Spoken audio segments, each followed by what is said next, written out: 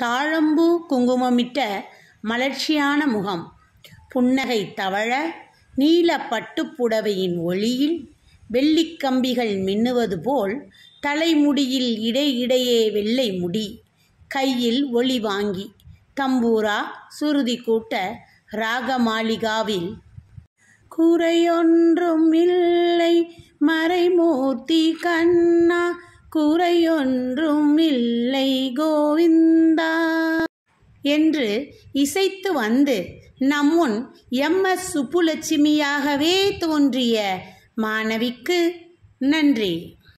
நம் நிகழ்வில் அடுத்ததாக பொதுவெளியில் ஆடுவது தண்டனைக்குரிய குற்றம் எனும் சட்டம் இயற்றப்பட்டிருந்த காலத்தில் நடன வாழ்வை தொடங்கியவர்.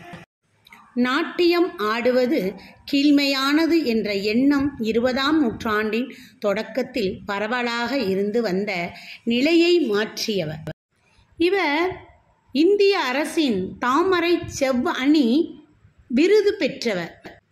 அவர் யாரென்ற உங்கள் வினாவுக்கு விடையாக நம் பள்ளியின் 10ஆம் வகுப்பு மாணவி மோகனா பால சரஸ்வதியாக தோன்றுகிறார்.